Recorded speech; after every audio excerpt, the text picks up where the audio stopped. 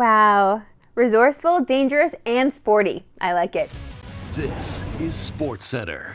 Hey, I'm Mr. Roberto, and yesterday we made the official decision for Leafs Nation to hit the panic button. And somehow, without playing a game or even a full practice, things have gotten worse. Their road trip continues with a tilt against the Flames tonight. And we've officially reached the point where Sheldon Keefe doesn't even know who to put on the ice. Keefe canceled full practice yesterday, citing the intense schedule. But when he spoke to the media afterwards, he really challenged his team. Who are we going to rely on in those moments? Who's going to go out and get the job done? And despite the fact we're through the halfway point of the season here now, 42 games in, I still have a lot of questions, quite honestly, about who is going to go out and we can say is for certain he is going to get the job done for us. Not at all what you want to hear at this point in the season, or at this point in this core's window. After all, maturity should not be an issue. This is one of the oldest teams in the league with an average age of over 28, and they'll have to get it on the rails real quick here, because their schedule to end the month is nightmare fuel. It starts with the Flames, who, by the way, only have 3 less points than the Leafs, and are on a 4-game heater. Followed by Canada's team, the Canucks, the second half of a back-to-back versus the Kraken, and a home-at-home with Canada's other team, the Winnipeg Jets. I feel as though talking this negatively about the Leafs this many times in a row is going to result in heartburn for Leafs Nation. I don't want this for them. Although if you do have heartburn, a natural remedy is mustard, so give that a try. And with all their talk about the head coach and chances of making the playoffs, this team really needs a win to quiet things down. I mentioned a 4-game heater for the Flames, and the fact they're only 2 points out of a wildcard spot. But they got some more good news yesterday, as Jacob Markstrom returned to the ice after missing 1 game with a lower body injury. And those of you in the Leafs region can watch the game tonight on TSN, with coverage starting at 8:30 Eastern. To the association, we got you the Siakam trade news in yesterday's show, but it happened so close to posting that we really didn't get a chance to sink our teeth into it from a Raptors perspective. Well, now that the dust is settled, what exactly does this trade mean for the Raptors' future? And what happens next? Well, let's start with the cap space. Kevin Smith of Spotrac has the Raps able to create just over $31 million in cap space for next season, and that's with them keeping Emmanuel Quickley. Now looking at the draft capital, they're potentially loaded for this year's draft. Heading into last night, they had the 6th, 17th, and 27th pick. But with that beatdown of the Heat, they actually moved up to 7th position in the draft, meaning that pick would go to the Spurs because of last year's Jakob Poeltl trade. So it seems clear the Raps need to tank the rest of the year. And with Siakam gone, you'd think in theory they'd be able to fall to the bottom 6 and keep the pick. They also created a $10.2 million cap exception with the deal. And you know they always can flip Bruce Brown, so depending on how the next month or so goes, the Raps could have a very intriguing future ahead of them. And earlier today, Masai got emotional speaking about the trades of Siakam and OG.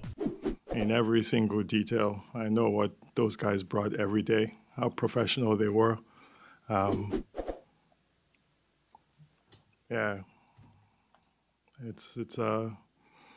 as things happen, but that one is close to me. Trust me, we've analyzed this in every single way, more than you can think, to come to this decision.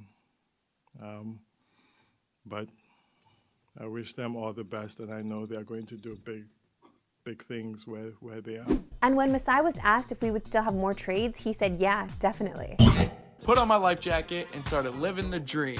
You people have got way too much time on your hands. Time now for my favorite segment and yours, Why We Love Sports Today. Why we love sports today. And I don't know why anyone would put a jet ski in their living room other than for the clicks. But congratulations, because you got us, and here we are. Riding a jet ski in my parents' house. I bought this jet ski the other day, but there's nowhere to ride it outside, so obviously I gotta ride it inside. So I bought a pool, and you would not believe how hard it is to put a jet ski inside of a house. But after a few hours, I got the pool filled with water, put on my life jacket, and started living the dream. Hey Dad, come down here! What the I know you wanna ride this. Oh yeah! Get on in your teeth. Hit the start button. Give it a little gas. Stop giving it gas. Woo! I'm a cowboy. Are you kidding me?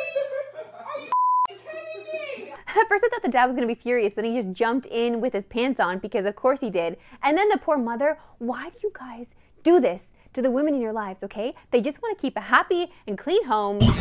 To the NFL, and of the 8 head coaching vacancies that started the cycle, only 1 has been filled, the Patriots. But we got some pretty big news yesterday that 1 more won't be added, and that's the Dallas Cowboys, as Mike McCarthy will be returning as head coach. with Jerry Jones saying in a statement, quote, "I believe this team is very close and capable of achieving our ultimate goals, and the best step forward for us will be with Mike McCarthy as our head coach. There is great benefit to continuing the team's progress under Mike's leadership as our head coach." In the regular season, McCarthy's been a great coach, going 42-25, and that .626 winning percentage is the highest in Cowboys head coach history. But that ugly 1-3 playoff record is all Cowboys fans really care about. And in a unique year where there are so many huge names available at head coach. And did Jerry even reach out to a Belichick, Vrabel, or Harbaugh? Here's Adam Schefter. Yeah, he did not kick the tires on those coaches, to the best of my knowledge. Now, is it possible that there's some clandestine call that I did not hear or know about? Yes, that's possible. But to the best of my abilities, Greeny, I don't believe that Jerry Jones reached out to these coaches and tested the waters and kicked the tires, however you want to call it, to see whether they would be interested in becoming the Dallas Cowboys head coach. And speaking of Bill Belichick, he will be having a second interview with the Falcons this week, after meeting with Arthur Blank one-on-one already. How do you think Belichick even is in an interview? Like a second interview? Is he even mad that they're having a second interview? Is he like, what's his face on Curb Your Enthusiasm? He's just like going in there and he like flips it on them and he like stomps around and then like throws dirt and gets out of there? I'm talking about Leon specifically from Curb Your Enthusiasm. Like what? Is that what he's like in an interview? I need to know. That's all for today. We'll see you back tomorrow at 3 Eastern. No Pacific! Have a good one.